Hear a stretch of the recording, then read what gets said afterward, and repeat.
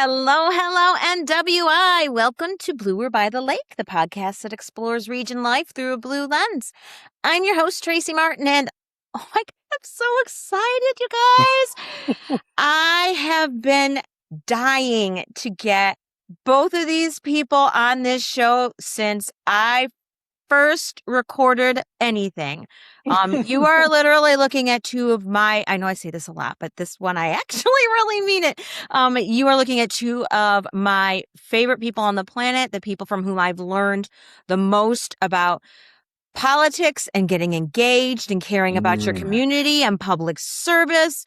Both of them have been so generous to the community and to me, giving me so many lessons on what to do. I would not be anywhere I wouldn't be anywhere today doing any of the things I'm doing without the trust that these two wonderful people have shown in me.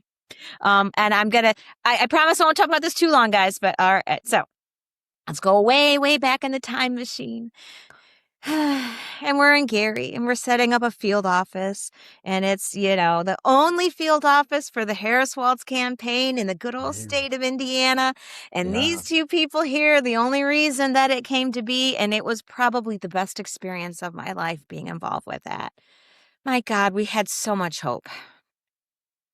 We still have hope. We still have hope. And that's part of the reason why we're here today. So, Lonnie, Benita, what mischief have you two mischief makers been up to since we last spoke? Just work, keeping busy, keeping our heads up, doing what we have to do, but we do the best we can, and we keep praying. We keep praying. Yep. And we keep working to make Indiana a place that our kids can stay in and we can retire in. And they sure don't make that easy for us. Well, we got the devils all over the place, so we have to overcome the devils. That we do. So, Lonnie, tell us all about this event that's coming up at the end of August. Well, it's going to be reenactment of the really the civil rights movement, and reference to Dr. King when he had the big, fantastic historical occasion of bringing we felt like the whole world, but really the country was there in terms of conversion on Washington, D.C. to try to get the powers that be, so to speak, public officials to recognize the importance of civil rights and how without civil rights, it'd be difficult to have a foundation for this country, period. Otherwise, you got to have a base. And part of the base in terms of development of this country was the civil rights movement. Dude, you all had me at March on Washington for Economic Justice. Yeah.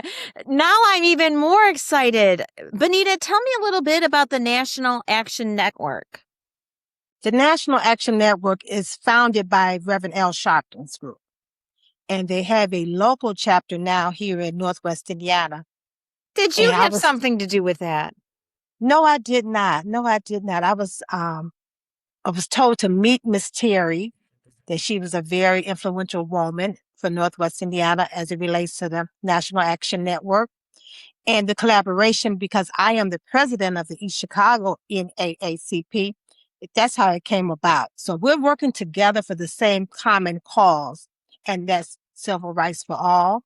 We're marching together on August the 28th for the same reasons they did in 1963. The right to vote, believe it or not.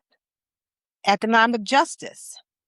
Housing, fairness, equal opportunity, and for jobs, So unfortunately, Tracy, we're marching for the same thing they did in 1963 because they're slowly taking it away from us.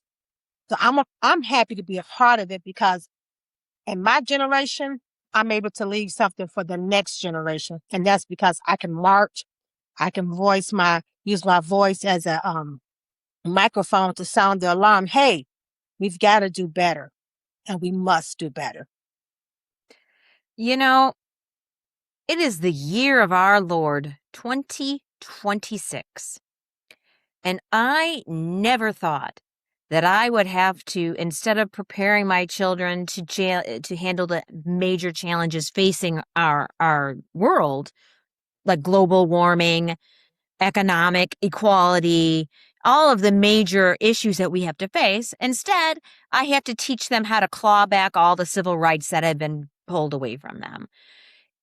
It's enraging, but the fact that we have had such an amazing model established for us to walk in those shoes is such an honor. And I'm beyond thrilled that you invited the community to participate in this. How many people from Northwest Indiana do you know are going? Well, we have 50 just on our bus alone. There are other buses in the area. I believe it's Pilgrim Church, a bus coming out of Sherrville, and Indianapolis has a bus that I'm aware of. Wow. And there's still time to get more buses too, so the more the merrier. Oh, that's wonderful. Now, if do you know what estimates are planned for the mall? What kind of attendance can we expect? Thousands. Oh. I would say probably about 75 to 100,000 people. I'll bet you we break that number. I'm praying. Lonnie, so you're going to be there too, yes? Yes. Plan on being there. The March on Washington is a very important symbol. And it's a symbol in terms of making people recognize and realize and waking up people as well in terms of the importance of togetherness. When you talk about the diversity, equity, and inclusion, it signifies all those things as well. We've got a solid foundation that this country is built upon, and it's slowly being eroded away. And a part of that foundation was the Constitution that we have. The Constitution symbolizes the foundation of the United States of America, and that's what it is, United States of America. We've got states. Those states are united, and we call ourselves Americans. And so it symbolized all those things. And those things come together because of the Constitution. The Constitution has basic fundamental rights that affects us as individuals, as human beings. And we have to sometimes kind of be slapped in the face a little bit to recognize the importance of that. And we're being slapped in the face a little bit right now. That's one way of putting it. I call it a sucker punch myself, but and that's like one of the only these terrible days. And they're terrible. They are. It's terrifying and they're terrible. And things have happened that I never thought I'd see. And it hurts my heart every day. But there's two silver linings. One, we realized that we all, whether we've had to use those skills or not, as Americans, we know how to defend our rights as a people. Yeah. And I'm hoping that the damage that's been done right now, what's happening is the basic fundamental rights that we've been taking for granted for so many years are slowly being eroded away. And it's right before our very eyes. And the indicative part of that whole thing is that we've got some people in key positions that are in positions that can prevent or minimize the effect that's going on with this erosion, but they're not doing anything. And that's where the people come in at. So now the ball is in our ballpark, so to speak. Our ballpark is the right for elections, the right to vote. And so now we're in a position where we can change things. And the only way to do that is exercise our vote rights. And hopefully that the efforts to prevent and minimize our ability to vote won't be eroded to the point where we won't be effective when election day comes. And so that's what we're hoping for, and that's what we're fighting for. And this march is an act that symbolized and is an act that making people recognize the importance of this upcoming election and how it directly affects our everyday daily lives right now. And I think the people are starting to see the effects of that right now. For instance, like right now, the basic fundamental things that people can relate to right now is that they have a job, right? In order to get a job, you got to what? You got a car. You got to transportation, right? In order to have transportation, you need what? You got to pay gas. Now, gas is at an all-time high now. It's never been this high in the last, 15, never been. At some point in areas, it's exceeded $5, $6, $7, $8 an hour, especially when you go to California. Okay. A gallon. It's up there, a gallon. What I said, a gallon. And that's unheard of. That's unheard of. So now we realize that, when it comes to gas prices, the war in Iran, that has a direct effect on us. Okay.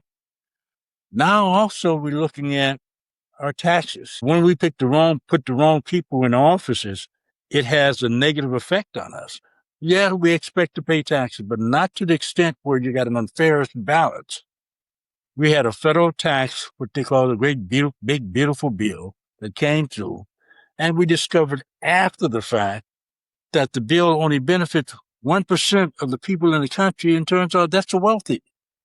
And everyday people aren't wealthy. Okay. Yeah. So now we're seeing how something like that directly affects us. So it forces us to get involved and say, hey, public officials that we elected, what's going on? Why is it that we're not benefiting from this bill that you supported? Okay. That affects us and our lives and everything. Now we got to cut back on our budget. Most people have a fixed income. And so with that fixed income, we budget every month in terms of how we're going to live, the food, the housing, the clothing, those kind of things. We try to put a little on the side. And your medicine. Yeah. Try to put a little on the side for enjoyment, like an out dinner with the family, something like that, to a restaurant or a movie or something. Now all of a sudden, all that's being disrupted. It's disrupted because we have to come up with some extra money that we don't have. Yep. And it's being caused by what? Outside factors. Okay. Public officials or policies being implemented that's going to affect us every day. So that's another wake-up aspect as well. It's another slap in the face. Okay. It's kind of like when you open your NIPSCO bill. I like to add, Tracy, when Lonnie says who we elected, sometimes people say, oh, I did not vote for that person, or I didn't vote.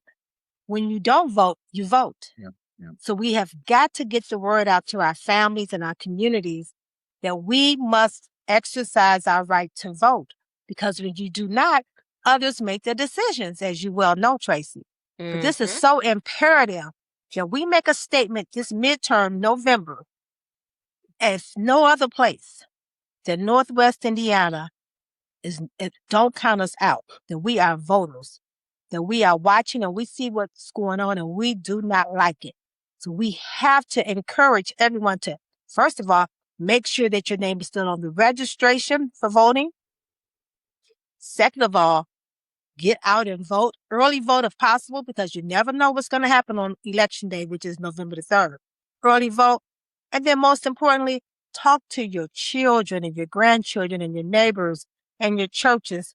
Get the word out how important it is to vote, because midterms is really going to help us to set us up for the next, in 2 years, presidential election. And we want to see a difference. Tracy, it's this simple. Nothing changes if nothing changes. So we've got to change the narrative of not voting in Lake County. We've got to change it. Amen. Now, I am of the opinion, and I know many people are of the same opinion, that this could be even beyond the presidential election. This particular election could be one of the most impactful of our lives. The only way that we can stop this erosions of all of our rights, of frightening things happening every day, of wars that have no end, is to find a way to hold Trump accountable. And that will not happen if you don't vote. And it won't happen if you don't speak out. And part of speaking out is going to places like this wonderful event on the 28th. Now, Benita or Lonnie, if somebody wants to sign up, how can they do that? They can call me directly, 219-614-9925. And that's 219-614-9925. We have a little under 10 seats available. So I say call. It's absolutely free. It's a turnaround trip, Tracy. We leave on Thursday evening. We march on Friday morning. We get us something to eat. We get back on the bus, and we're back in Northwest Indiana, East Chicago, Saturday afternoon. Absolutely free. But now the meals and any souvenirs that you may want to purchase are on yourself. You do are on your own. But this is an awesome opportunity. And also, I like to add, we're working on T-shirts, Tracy, for the passengers. So I'm recruiting sponsorships for people to help sponsor the T-shirts. I'm going to put the sponsors on the back of the T-shirts. So I'm recruiting now. I want the passengers. I want us when we get there for this to be a moment in time that you remember, and that you will have a T-shirt when you come back and say, "I was there." People read your T-shirt, "I was there," and you feel proud about it. So I really want this to be a very impactful bus ride. So I'm planning to bring one of my oldest, my teenager, to be here because I feel like if there's ever a more important lesson to teach, I can't think of one. But it is going to, just for the rest of the folks, it's going to be a family friendly event, right? It is. It is, absolutely. And that's one of the only other silver linings of these terrible years is that we've really been able to teach our kids what they're going to have to do to protect their civil rights, and to protect their future, because, if we don't, who will? Now, just confirming, though, that if I remember correctly, let me look through this here. I think children, they have to be 16 and up or 13 and up? 12 years, at least 12 years old. Okay, gotcha. All righty. Well, any last thoughts, Lonnie, Benita? Let me indicate this. We had in Indiana, who is a very famous forgotten individual. He was a public official in the state of Indiana. And this individual, we've got a constitution and we've got amendments. And it's very difficult to get amendments to the Constitution. We had a person in Indiana that got 2 key amendments to the Constitution and very instrumental, involved with a third aspect. We used to be 21 years of age or older to vote. Well, now you 18 years of age, you can vote right now. That was amendment to the U.S. Constitution. You know who did that? Birch Bayh from Indiana. He's in, okay? In Washington, D.C., they got this big transportation system there. They spent millions and millions of dollars on it for the people to go back and forth, including the public officials. You know who was instrumental in leading the charge for the funding for that? Birch Bayh. I did not know any of this. So he is someone who says his philosophy was this: one person, one man, but one person can make a difference. Absolutely. All you got to do is get involved. Everybody has a talent, okay? Everybody has a unique talent. If you utilize that and put it to work, you can do wonders. And that's an example of the wonders that Birch Bayh did for the state of Indiana. And people tend to forget that, okay? And he also symbolized the effects of working across the aisle. He was one of Republicans' favorite senators because he was so popular when he was a U.S. Senator for the state of Indiana. You had some Republicans pushing him to run for president. Okay? And they were prepared to give him a fundraiser the year before he lost his election. Okay? He was in a position where he had a bill to eliminate the electoral system. The one that we have right now that you've got a lot of public officials trying to take advantage of. He was in the process of eliminating that. Now people are saying we should have eliminated it a long time ago. All right. People forget that he was very close to the Kennedy family because he was in the plane twice when Teddy Kennedy went down in the plane, and he was the one who saved Ted Kennedy's life. Get out of here. Yeah, he and his wife were in the plane.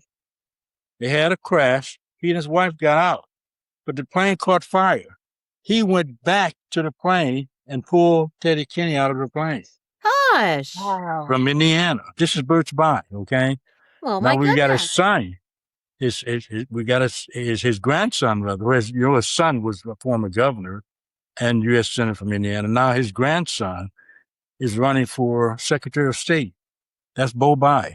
He's one of the twins that Evan Bayh had. So he's running for Secretary of State right now. and he has a good platform, good philosophy. And I think we should get behind him because being the Secretary of State, he's going to be in a very key position that regulate our election laws. And those are the very election laws that keep people in Washington, like your president, is trying to change for his benefit because he wants to maintain his power and authority. Yep. So we need Bo Bai to be in office to be our next Secretary of State. And I hope that the people get behind and support him, and we put him in office so he'll be in a position to aid our voters of the state of Indiana, including you and I. You know, Lonnie, since you're talking about this, I'm very curious. What do you know about Ballard, the former mayor of Indianapolis that is running as an independent candidate for Secretary of State? Not a lot. It surprised me because he came out of nowhere. Yeah. After he left being mayor of Indianapolis, he was a Republican mayor. He didn't do too much damage. And so it could have been worse. And people recovered after he left there, and he was pretty much off on their own. And so he was like pretty much silent, so to speak. So when the announcement came that he was considering running for Secretary of State, that surprised a lot of people. He came out of nowhere, okay? Yeah. And what effect is going to have an election, I don't know. I'm really having a hard time putting my finger on whether this is going to be helpful to Democrats or harmful, because it could really go both ways. Oh, yeah. And the reason why it could be harmful is because you've got much more people becoming independent now, as opposed to a Republican or Democrat. You got the independents; they're growing. You consider it being an informal party in and of itself. Yeah. And being an independent, that's who Ballard's going to be relying upon. So the question is, how much of those independent voters that he's going to be taking from Bo Bai, okay, and from the Republican. I don't even know the name of the Republican nominee at all. I don't remember his name off the top of my head, but he's cut in the same ilk as Diego Morales, except without the scandals. Yeah, but he's not doing much, and he's not doing much because he's hoping that the president, okay, can pull him through. Good luck with that. And he's falling back on the effectiveness that the president had in terms of eliminating.